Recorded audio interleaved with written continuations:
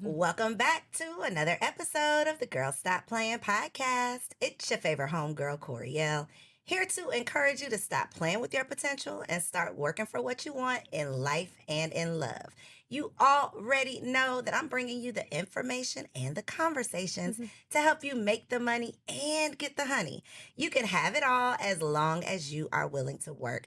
And you are in for a treat on today's show because we have a whole lineup, okay? A couch full of beautiful Black women who are here to talk about a very important conversation, okay? I like to be silly. We like to have fun here on Girl Stop Playing, but today is going to be more of a serious conversation because it's literally a matter of life and death at this point. I believe we were experiencing several pandemics before the pandemic. This is just, has been the most popular one, but the Black community has been under attack for generations. And so I think that it's so important that we stop only talking about the problems, but start sharing some solutions. And so we got some solutions in the building. All right. So we're going to start on the end.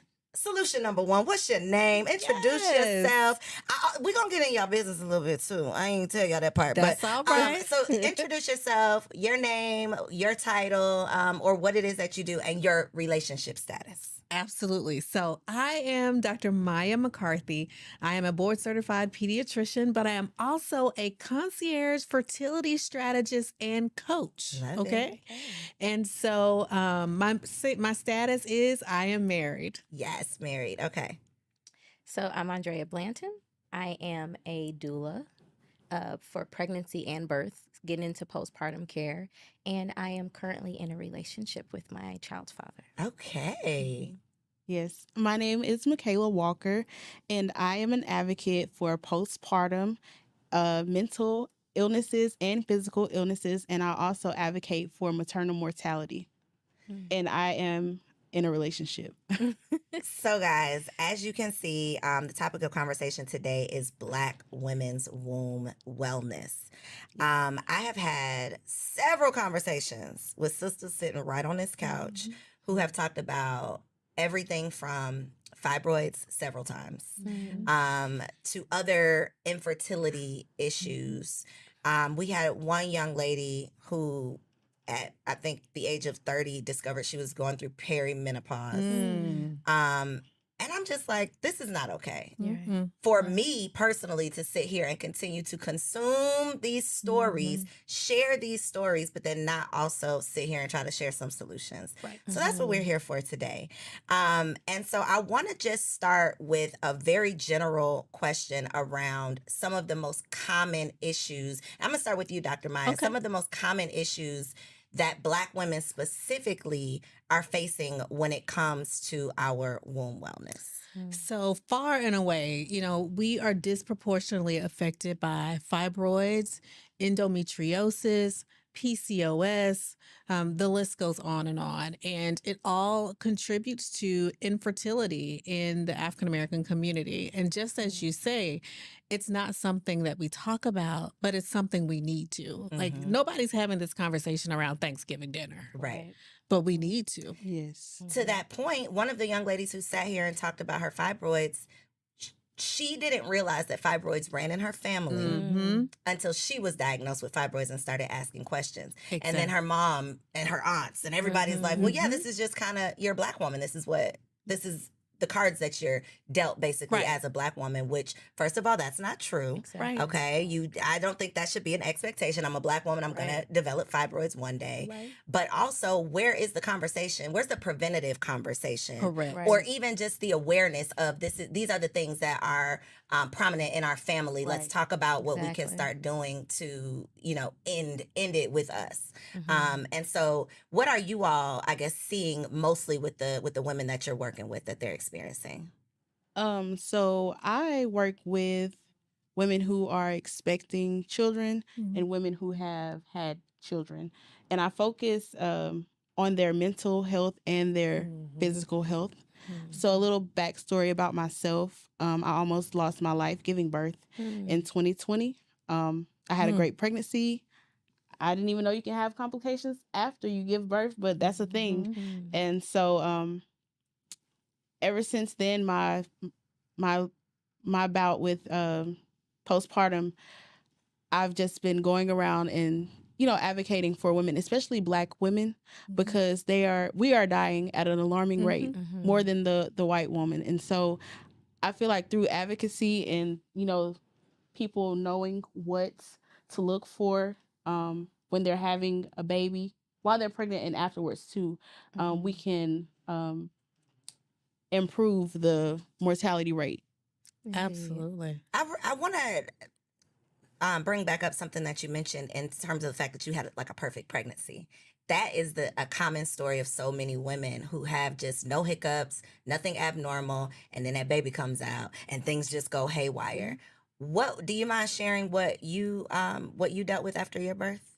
So yes, like I said, I had an uneventful pregnancy, but after I gave birth, my doctor noticed that my blood pressure was going up, and I never had blood pressure issues, never. And so they made me stay a week after giving birth. Even though my baby was able to go home, I had to stay. They released me a week later, and I was home for 2 days, and my blood pressure went to 246. Oh my goodness. Over 130. And so I called my doctor. I was like, do you think I should take a nap? Will it go down? She was like, no, I think I should meet you at the hospital. And they gave me a lot of preventive medicines to try to bring my blood pressure down. It wasn't working. So I ended up in the ICU. And that was an experience. I was very afraid. I'm like, I just had a baby. Am I going to, be here to raise my son that I just gave birth to? But by the grace of God and my doctors, I had an amazing team of doctors. Let me say that. They listened to me and they cared for me and advocated for me. And I'm still here. Amen. So I had to go home on blood pressure medicines, and I had to change my diet. But also when I got home, I started having postpartum anxiety and depression, very scared from my stay in the ICU.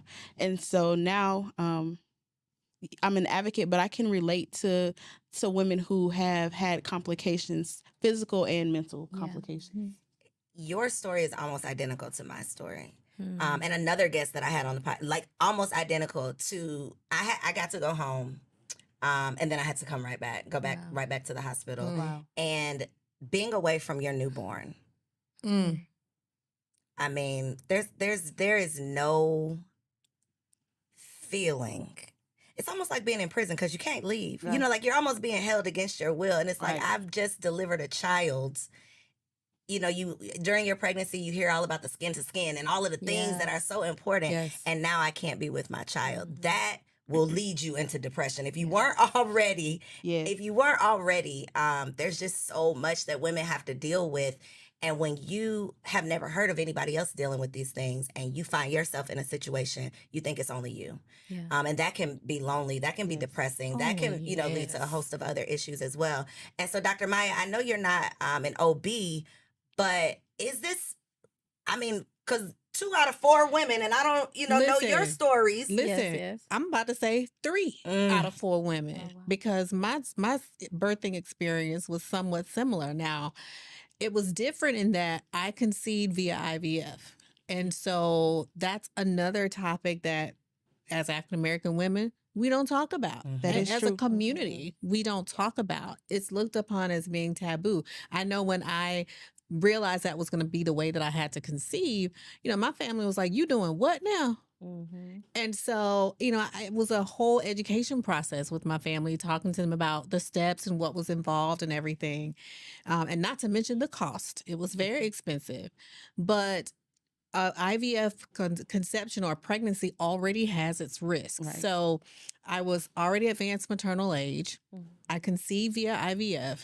And so I had to see my OB and my perinatologist almost every other week. I was flip-flopping. I went into the pregnancy 80 pounds heavier than I am now and with chronic hypertension. And so I knew that hypertension was going to be an issue. And I, sure enough, developed preeclampsia and HELP syndrome, which is another complication at 25 weeks. Wow. That's early. It is early, yes. And I went I went to my doctor's office thinking I'm good. And she's like, your blood pressure's up. I was like, girl, tell me something else new. We know my blood pressure up. She's like, no, but it's up for real this time. You need to go to the hospital. This is going to be a 24-hour stay. We're going to let you go home. Everything will be fine. I checked in that Friday. By that Sunday, my liver enzymes had quadrupled. Whoa. My liver was swelling. Mm-hmm. And they told me we have to deliver right now. Oh my goodness. So I'm now facing delivery of a 25-weeker. I knew the consequences of that because I'm a pediatrician. I knew too much about it, and it scared me right at the beginning of the pandemic. Wow. So I went on bed rest March 4th. World shut down, March 13th? Yeah. I delivered May 17th. Wow. Wow. And didn't know if my husband could be there with me. I too stayed in the hospital a week after I delivered. I could not see my baby until her 3rd day of life because I was on medications to keep me safe, keep me from developing seizures. The skin to skin we didn't do. And we spent 81 days back and forth to Northside Hospital, Wow. summer of 2020. Wow. Well, I I gave birth never- in 2020. Did you? I did. Yeah. I never imagined that would have been my story. Never would have imagined it. But just like you, I am an advocate out here letting people know I had a great team of doctors. I chose them for a reason. Yes.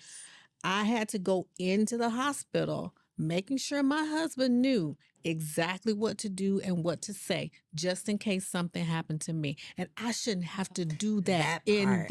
in the United States of Yeah. America in 2020, 2023. I shouldn't have to do it, You shouldn't. but I had to Yep. because I knew that had I not, something would have happened to me. Mm-hmm.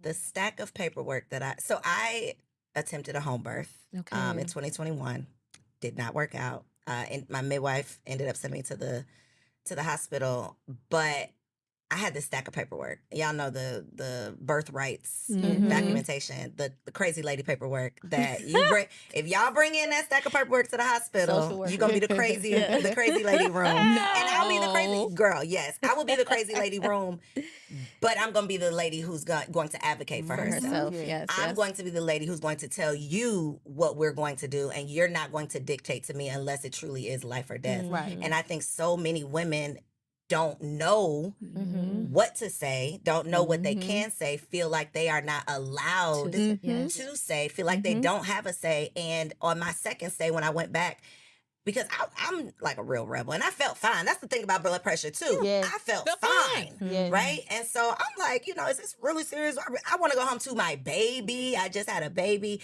And I said, well, what are y'all going to do if I leave? And they basically said that if I would have left against their will, that I would have been responsible. Insurance For wouldn't cover whatever any of my happened. bills, Mhm. basically. And so it truly is, you almost are imprisoned. You Yeah. can't just get up and walk out of there unless you want $100,000, in debt when you leave. Right. And so for so many women, they are not able to advocate for themselves. They don't know what their rights are. Mhm. They aren't prepared when they step foot into those doors. They don't have a husband necessarily that's going with Right. them. Right. Yeah. And it's just, it's inhumane Mm-hmm. that we live in the United States of America, Yeah. right? We're living this American dream, but babies are dying at alarming rates, and Black women Yes. are dying at alarming rates. And the state of Georgia is like the worst The worst. Mhm. Yeah. in the Yes. country. Mm-hmm. And I feel Did like you- a part of that is because so I go down to Mercer. I've been there twice, and they have an initiative program down there, and it's a rural area. Mm-hmm. So Mhm. sometimes the women are an hour and a half from their Mhm. From doctors, closest care. or they Mhm. cannot afford they don't have a car, they can't get to where they need to be. Mhm. It's they have limited resources. And so you also have racist doctors. Yeah. Mhm. Totally. Those exist. Mm-hmm. And it's bad down there. Mhm. And we have some work to do. Mhm, We mhm. do. We So, do. A lot of Coriel, work. to your point, and thank you all for sharing y'all stories. And I'm so grateful that you all, one, had your own voices and had a great care team. I think a doula is crucial, a birth worker, someone to be a companion to the mothers. Did you have a doula? We'll talk about my doula. Okay. Explain what a doula is, So though, a for people who don't know. doula, for some, and this is, the words that we use are given to us, but doula in the Greek form actually means slave. How? Shut your Yes, mouth. yes. However, it has been taken over in a sense in our new day where it's your sister friend. It could have been for us, our cousin, our grandmother at a time, but it's really someone who advocates for you, who provides you support. Could be during, before labor, physically, mentally, and emotionally. She cares for the mom and whomever else is in the birth team. So for the fathers, nothing technical. We leave that up to the midwives, the doctors, and the nurses. However, she's there to rub your feet, give you a back massage, press those pressure points, use some essential oils to calm you. If you're nauseous, give you a little peppermint oil to sniff. Make sure you're hydrated, which is key for mothers during labor. And she's that person you can text. Hey, I noticed that my blood pressure is high. I couldn't get in touch with my midwife. What do you think I should do? Instantly go to the hospital or check in with your midwife. So she's there to care for you when you feel like no one else is there to care for you. She's your voice. When you are in a hospital or in a home birth situation and you're not feeling comfortable enough to say, hey, I don't really like this position. I need to walk around. Why do I feel like this? She's that person who could be your voice when you feel like you don't have one. So important. Yes, So to answer your it question, is. yes, I had a midwife and a doula for the home birth I was planning into 2021. I got impatient Okay. and did the brew, the Uh-huh. castor oil. The castor oil brew. Ended up dehydrating myself, and that's how I ended up in the goodness. hospital. Okay. Yeah, so that's how I ended up. And I made that face because my doula suggested it. I clearly, I'm So, a grown ass woman. and that's I'm a grown ass woman. I and take that's- responsibility. No, But that's girl, a I'm still line. mad at you. That's a thin line. And Yeah. to that doula, we're not supposed to give out medical advice. So That's why it's like, I'm a grown woman. I can't really blame her, but girl, right. I'm side-eyeing still because Yeah. my shit went up in flames. Okay, it did not work out for me. But the fact that this is such a common scenario is outrageous. You have I have 5 children of Girl, my shut up. own. Have Girl, 5 we should have children. started with this. know, Okay, right? wait a minute. Do you each both have one child? I'm one. I have have one 2. child. 2, 1. I'm one. Okay. Okay. So I'm one mom, 3 dads, Okay. 5 children. We all get along. Okay. And 3 You got a hospitals. village? Like y'all all get along? We do. in Like community? my car was acting up on the way here. I had to call one of the dads and jump in his car to come over. And we just took all the kids to a water park on Sunday. So I That's love that for you, amazing. actually. thank you. Yes. Thank you. It's a radical act of love. Mhm. Something that we in the Black community, we all got that uncle who had many kids or that grandpa who kids across the way. But I wanted to create a space where my children felt comfortable and not ashamed of the fact that there's different dads. So yeah. I commend you for Thank that. you. Right. The last birth for my I had a home birth. So 2 home births, 3 hospital births, no medication. In all 5? In all 5. Ooh, Now, child. when I got to about that 8 centimeter, I was like, "Can I get an epidural?" And the midwife was like, "Actually, you're already about We don't 8." even have time for that. No, couldn't even fill up the birth pool. Go ahead and squat it out. So, this last birth was actually, and I'm not telling women to do this unassisted. It's up to you. But physiologically, I knew where I was. I got to a point where I did call the midwife. I said, "I want to go to the hospital. I want an epidural." I had to throw the phone because at that point, I told the dad, "You're going to have to catch the baby." So I had the baby at the sink. I was standing at the sink. He caught the baby, and the baby came out. Midwife came over to do the post care, birthing the placenta, which is something women don't realize. We also have to birth the placenta. Right. But yes, so 5 children. In my first birth, so how I got into birth work, my dad was my labor coach in 2008. Wow. And I was literally in the hospital room by myself. The midwives, they were tending to other patients, didn't know that a midwife is not there with you the entire time or an OB's not there with you. My dad was smoking cigarettes, going to drink coffee, and I was in there by myself. And I said, I just need somebody I had to get a hot towel myself. I had to cool myself off. I had to walk myself around the room. I had to sit myself on a birthing ball. But I did a lot of reading like you. I had my paperwork. I had my birth plan. I knew what I wanted. But I couldn't even afford a doula at the time. So I had to ask my dad. And after that birth, my son was born healthy. Thanks the Lord. But I said, I want to be there for other women. Like, I shouldn't have to get my own towel. I shouldn't have to try to massage myself. I shouldn't have to cry alone. And Mhm. so at that point, I said, I want to become a birth worker. And so I want to Wow. support moms if they have it or not. So I do offer services for moms who can't afford it or for moms who do. And in my second birth with my daughter, afterwards, I had postpartum depression, was afraid to go and say that this is what I have. Had a failed relationship, was fighting with the dad, didn't have financial support at the time. And I said, you know what? I got too much education. I have too much smarts for this, and too much strength. Like my grandmother's was like, you can do this. You can be Yes. a single mom. So I stepped out on faith. Someone suggested a birth a community doula program for me to attend. It was free for mothers in the community. We had 120 hours with OBGYNs, pediatricians, lactation consultants, midwives. And from there, so in 2013, I got my doula certification. And the ground has just been lighting up since then. And so Wow. Where your kids at right now? How are you living your life with five? I mean, seriously, women are so I'm actually superheroes. 6 months postpartum as we speak. Shut up. Yes, I'm lactating. Girl. So if I start linking on screen. Right. Yes. So Wow. December, you had a baby in December? I did. Okay. December 28th. Okay. He was born. Congratulations. Thank you. His name's Yes. Akir, and it means the last. That's it. I know that's right. Like, So, clear. Let's be clear. my children, they're at home. And you just living like, I girl, am. these But this two is- are slowing me down over here. Right. But this is like you know, for you, your work is with children. Your work is with postpartum moms. Your work is with getting voices out, right? My work is to assist women who are birthing, to make sure that they have that friend where they feel the support. So in my opinion, or I guess in my world, the concept of a doula is obviously it's not new because for ages we've been we've supporting had each other. doulas. Mhm. So I don't know if I'm just coming to the party because I just had a baby. You know, Mhm. obviously I heard of a doula before that, Mhm. but is this like a concept or something that's becoming more popular? It is, and surprisingly, maybe with the numbers of the maternal The mortality. mortality Yeah. rate and infant mortality.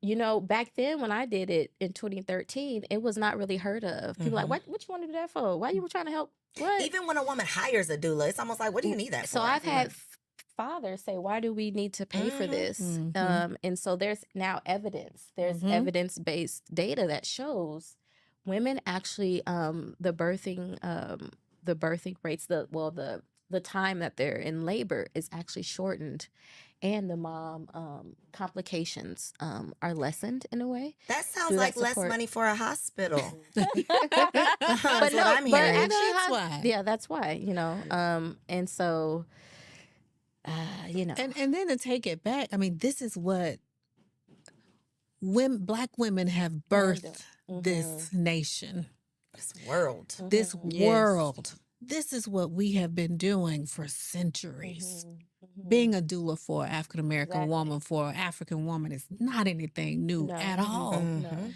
This is what our people did on the continent and still do Mhm. on the continent. They may not call it a doula, Yeah. but they do have someone there to support. Mhm. Women have been giving birth since the beginning of time. Yes. And Yeah. it's just now, you know, people are like, oh, We need this. we need this. So with the history of medicine in America, I want to say 1920s-ish, 30-ish, Mhm. there was a lot more midwives or sister Yes. friends who were doing this work in the Yes. rural areas, Yes. of course, in the cities where we were. And because it wasn't profitable Yep. Mhm. for the man or the medical structure, they said you have to be licensed now, right? So you have Mhm. more nursing, you have more Mhm. midwives who are actually being persecuted, kind of like a new age witch hunt. Mm-hmm. But it was us who were providing that care, and so it's funny how we revert back as a nation to the things that Mhm. actually worked. Yes. The crazy thing is, though, this is the original way of Mhm. birthing, right? Mhm. Westernized medicine and this procedural Mhm. Sterile birthing. environment. Yeah, it's like an assembly line. Okay, you do this, now you do that. Okay, you're Mhm. next up. We're making our rounds. We're Mhm. checking you off the list. Okay, Mhm. you did. Birth, first of all, is like the closest thing to death. It That's is. first of all. You're at the veil, yeah. Second of all, it's one of the, especially for a first time mother, one of the most scariest, because you don't watch all these Oh, movies. my You, gosh. I mean, the anxiety behind, you're Right. you're terrified.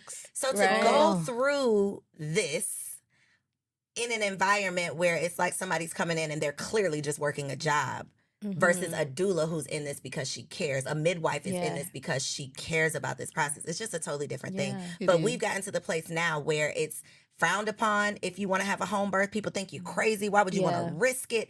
And they don't realize the risk of going to the hospital. Yeah. Right. I get that all the time, actually, you know, as a pediatrician. So a lot of times, well, not all the time, but we will see the baby in the hospital if there are complications. Okay. And it happens, you know, and I think of a mom recently that came in and she was feeling guilty that she decided to do a home birth. I said, why? Yeah. Why? You made the decision and it's still a good decision. Yes, your baby is here, but we're going to be all right. Yeah. And your baby's going to be just fine. But you made the decision that was best for you and your family at that time. And that's what we want you to do. However, if there are complications, bring the baby right on. And we will take care of the child. So don't feel guilty in your choice. So I want to ask you, Dr. Maya, because recently there was a popular like news story where a family had a home birth. Ended up taking the baby to the doctor. Baby had jaundice. I think they wanted to recommend a treatment. The mom didn't want it. And then CPS showed up at the house to take the baby. How common is that? And what can we do to protect ourselves? Because that's scary as hell. And I could see that scaring a mom away from having a home birth. Oh, absolutely. It's a stereotype. First of all, they probably just looked at the situation and assumed, made a whole bunch of assumptions, and that provider didn't take the time to really hear that mother. Why don't you, want this treatment? This is what, we recommend. This is best practices. Help me understand what your barrier is to accepting the treatment. And then let's work together on figuring out a better way to do it, because there's multiple ways to skin a cat in medicine usually. I mean, the baby may not have needed to come into the hospital. The baby might have done okay with a Billy blanket at home to cure the or to take care of the hyperbilirubinemia. That's what the medical diagnosis is. But there's multiple ways to really get around the issue or the challenge. And all it was that worker, unfortunately, or workers decided, oh, I'm going to label this mother or this family as, they're not wanting care. They're resistant to care. They're resistant to what the medical team is saying. Oh, let's call CPS. And whenever historically in our community, when we hear those three letters, it's always, they're trying to take my baby away from me. Historically, that's been the case. Yeah. I think that keeps culturally, that keeps us also away from expressing our mental state, right? I was just going to say or that. saying, oh, I think my blood pressure is high. Right. For me, I was afraid to call and say, hey, I'm having some issues with nursing. Sometimes when you're breastfeeding, that's another stigma in our community at times. I need some help, But you're scared to speak up. You're scared of what the consequences are going to be. During this last pregnancy, because I had a C-section the first time, they wanted to schedule me for a C-section at 39 weeks. I'm like, well, if y'all schedule me at 39 weeks, you're not even giving my body a chance. To birth, So I'm like, no, if that's what I end up doing, fine. But I at least want to see, can my body even go into labor naturally? Yeah. And so the doctor literally said out of her mouth, that's fine. But I just want to let you know that you might end up giving birth in a hostile environment for going against, the doctors. And I was just like, really? Hostile in environment. a hostile, I just want to warn you. She was real nice about it. I just want to warn you. If you don't go with this recommendation, it's fine. Right. But you might end up giving birth in a hostel. And I'm like, well, it was pretty hostile the first time, so I don't, think it's going to be too friendly. And But the fact that that's a thing, unacceptable. though, It is like, if I don't do with my body, what you want me to do with my body, Exactly. I'm going, It's a problem. like, it's a problem. Yeah, I'm breaking the law or something. So that I think is what Black women immediately think about when they say, I don't want to go to the hospital. Right. Or, these are the stories that we are considering. In that case, though, do we have any rights truly? You do. You absolutely do. I mean, just you kid, but it's true. You have rights when you go into that hospital, and you have the right to let them know what your plan or your birthing plan or what you would like for it to Your be. intention. Your intention. Now, of course, things happen. Birthing is unpredictable sometimes, and so it may not always go as planned, and so you do have to be a bit flexible. Right. But you still do have rights. You have the power. I mean, it's your body. Yes. And it's your it's your insurance. That part. And I express to the birthing folks when we're there in the hospital, this is your birth plan. Yes, you've given it to the nurses and the doctors. We do have to be flexible because things do arise. Let's hear it out. Let's ask, what are all of my options Correct. instead of being presented, well, this is what you have to do, right? At 39 weeks, let's sign you up for a cesarean section. Well, wait. How about we wait till about 40 weeks? Okay. Well, we might have to go to 41, but these are your options. So informing, like educating Yes. ourselves, right? I know we Mhm. can read all the books, but also having a second, Opinion. a second opinion, Yeah. a Mhm. helping ear, Mhm. Mhm. really helps in those environments as Mhm. well. Mhm. Yeah. Mhm. What would you all say in terms of prevention? If there is something, anything that we could possibly offer as a solution for maybe an expecting mother out there? Because I don't want to scare y'all, because that Yeah. baby got to come out. Okay. So I don't want to So scare you. The coming. baby is coming. But Yeah. what is there anything that can be done as far as prevention for some of these complications or issues? Well, I always when I'm telling my story, because some women they look at me like, I can tell they're afraid.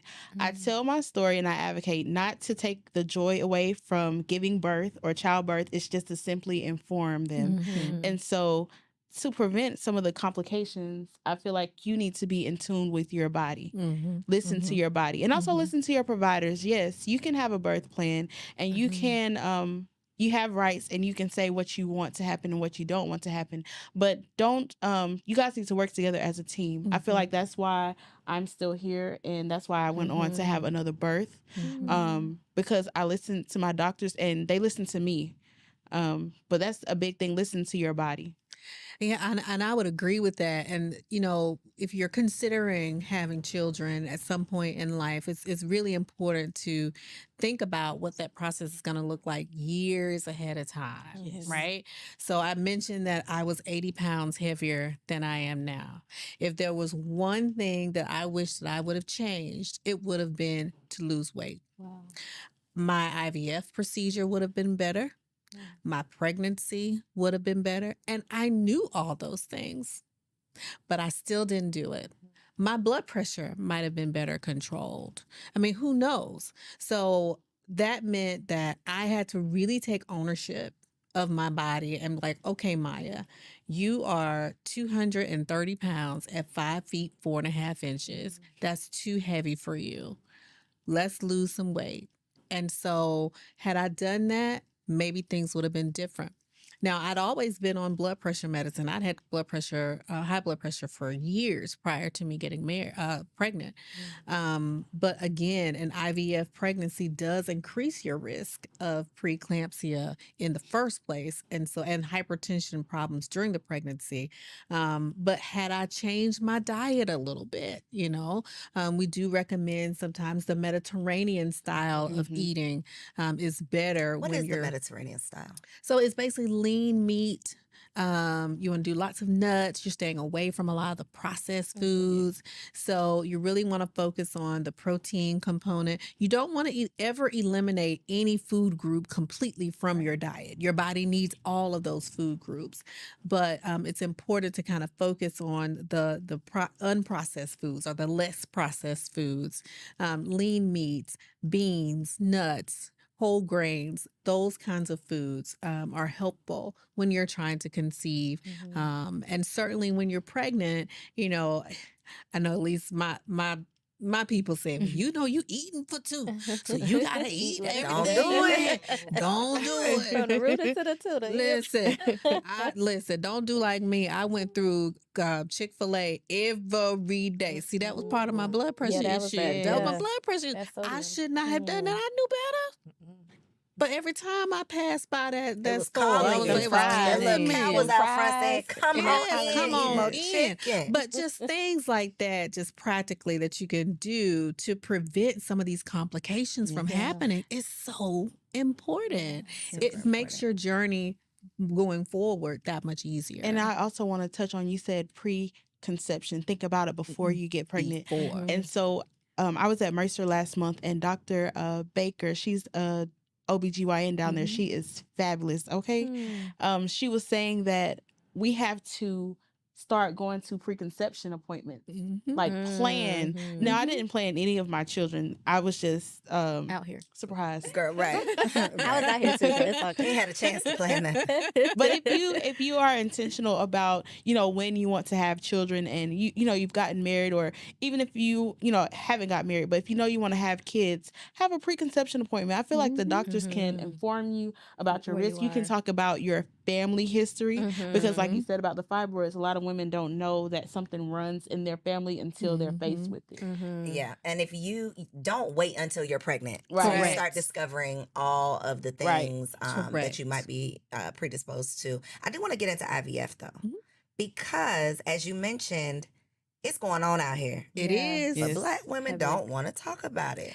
And you know, I really don't understand why. I mean, and I do. Let me just say this. I do, because I really do think that it's because of the reproductive trauma that we have sustained as African American women in this country for centuries.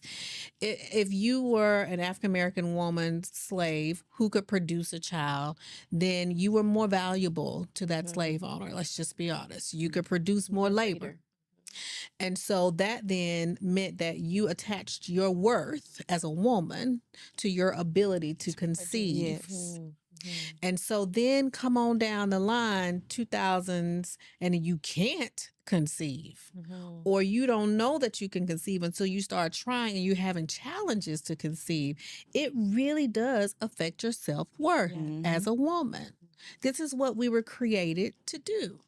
And so I know my grandmother birthed 9 children. I have 5 aunts, and I don't recall any conversations being had about anybody having any difficulty having children. Not that it didn't happen, but it wasn't talked about. Right. Right. So then when it came time for me, and here I am deciding to pursue medicine, hello, residency. I mean, all these years of training, I got married later in life, and we decided to expand our family. And they was like, no, ma'am. You're going to have some problems. You got PCOS, you've danced around with diabetes, you got chronic hypertension. This is going to be an uphill battle for you. My saving grace, prevention. My OB said to me when I was 34, Maya, if you have any want to start a family at all, you're going to need to look into freezing your eggs. But you had someone to tell you that. Was it a white woman? Nope. Okay. Nope. It was a Black woman. And I chose her again on purpose. But she had that very real conversation with me. Had she not mentioned that to me, I probably wouldn't have my daughter now. And so I went through the process then. I was single as a dollar bill. And I got 6 eggs. Now, that's not usual for an IVF, procedure when you're harvesting eggs. Usually most women can get like 15, 20, large amounts of eggs. But because I had PCOS, sometimes you can get more, but those follicles are not mature eggs. There's no mature eggs in them. So I only had 6. So I took my little 6, put them on ice, and I was like, all right, let me go on about my merry little way. Found my husband found me, and we got married. And I said to the reproductive endocrinologist that we wanted to try again, and she said, "Okay, let's go through this process again." And she sat there. My husband had to have a procedure after it was over and unsuccessful. She sat there and looked at both of us and said, "You will never have your own biological child." What would possess someone to say that out of their face to anyone? word We hardly ever say the word never Yeah. in medicine. And I just looked at her and was like, "You said what now?" I mean, and everything else she said out of her mouth after that was just a stream of tears down my face. I didn't hear anything she said. I know she said something about an embryo adoption. I know she said something about an egg adoption or a sperm adoption, neither of which I had even thought of, considered, nothing. And What so, does that even mean? right. So you can actually adopt an embryo. Wow. So there are some couples who've gone through the IVF procedure and they've created embryos that they're not going to use. You can actually decide to give them for adoption. Wow. Okay, I'm sorry. I know you. I'm gonna let you keep going, but wait a minute. How does this? Yes. So, and then I'm artificially inseminated with Yes, that embryo. the embryo is transferred into your uterus. Okay. Wow, I did not know Me that was a neither. thing. Yes, so they actually kind of mimic what the hormonal thing, what it would be like to be pregnant, and implant that embryo right into your uterus, and you're pregnant.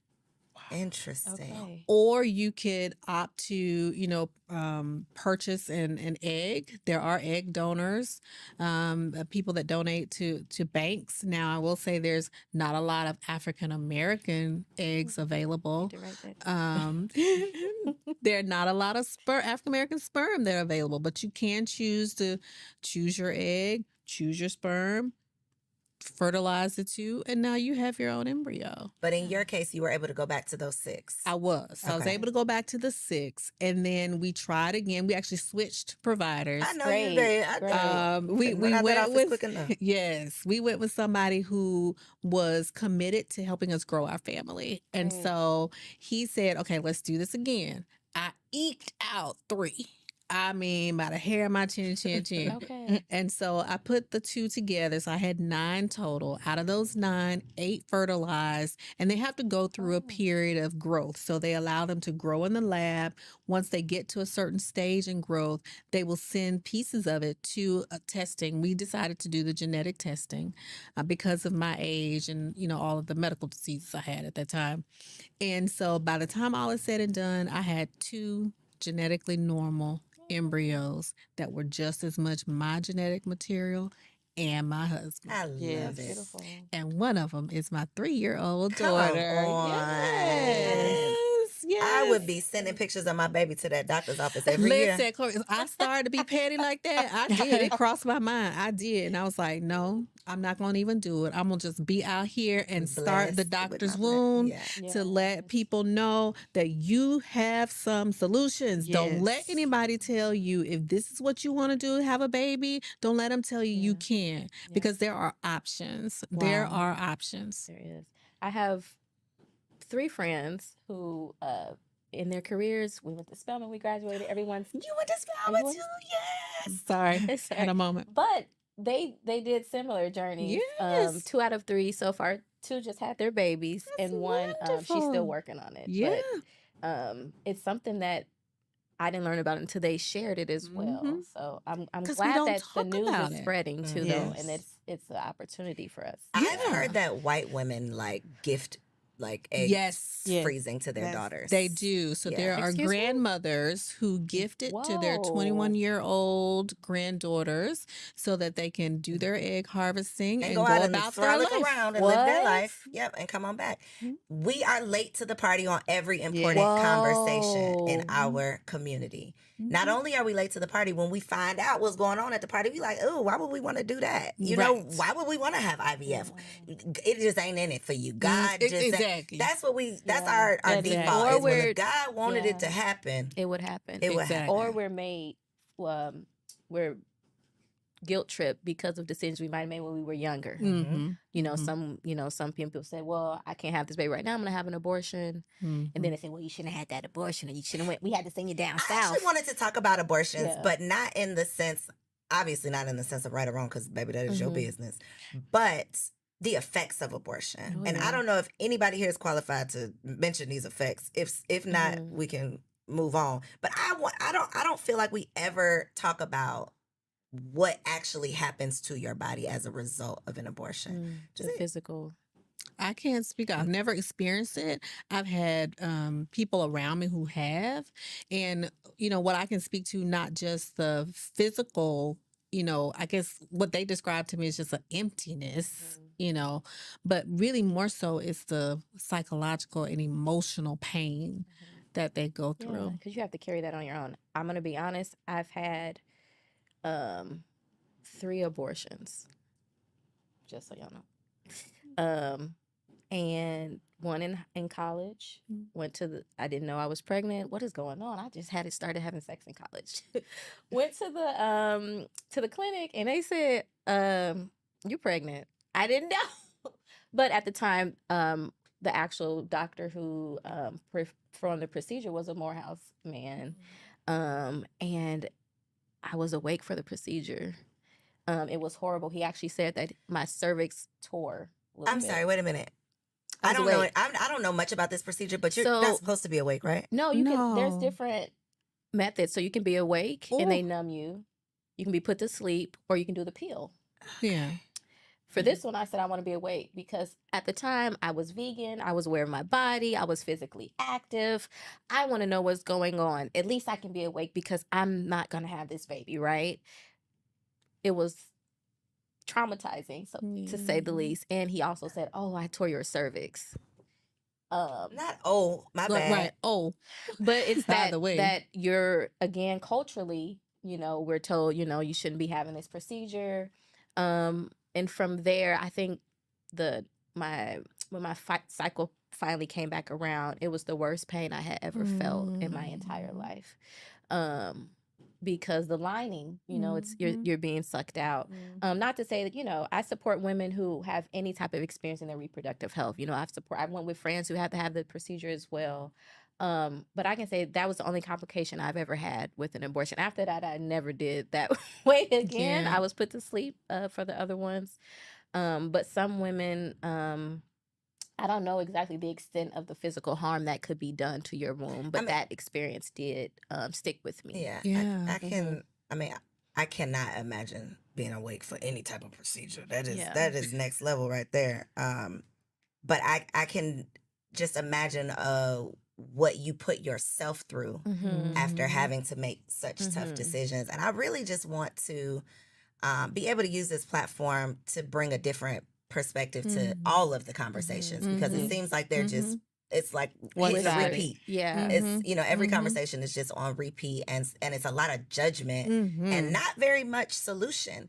And so my thing is, these things are happening, right? They're happening. What can we do to either prevent them, help you manage it, like work through it, something? What is the solution in all of this? So I really just appreciate the work that you all are doing, like the fact that you have dedicated your life to this mission. I just want to give y'all flowers. I should have had some flowers here, y'all. We could have made this a thing. But seriously, to have gone through, your own experiences, and to not just say it stops here. Like, I've done it, but now I want to help somebody else do it. That is big. Right. Dr. Maya, you ain't got to be doing it. You are Dr. Maya. Right. Dr. Maya said it's more than just medicine, right? It's more than just medicine. Yeah. It's more than just medicine, because there are women out there needlessly suffering, and they don't have to be. Don't have to. Crying themselves to sleep at night because they think that their journey to motherhood has been shut down and it's over, and it's not. Yeah. It's not. I'm 27, and you are the first person, like Black woman, that I've known to have IVF. Wow. Because it's not talked Really? about. Wow. And she's not the first one, she's just the first one you heard To talk hear about it, because it.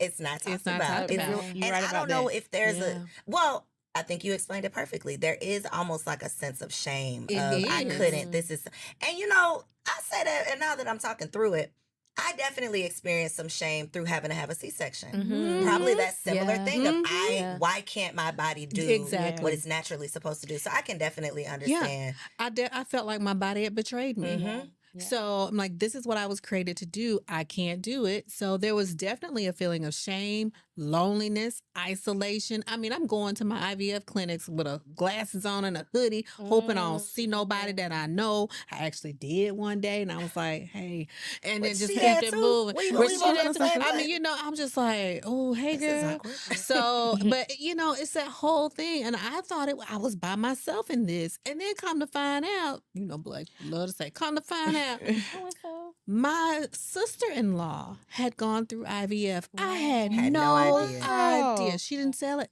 She didn't say it to anybody. But that's just like it's Secret. more common than you think it is. We just don't talk about Same it with enough. postpartum anxiety and depression. So I thought I was going crazy, and I was very afraid. Like, my family was too. I had never had Yeah. any type of mental health issues before, but I couldn't sleep. I was really traumatized by my ICU stay, and it wasn't anything that the nurses did. It was just when they put me over there, I seen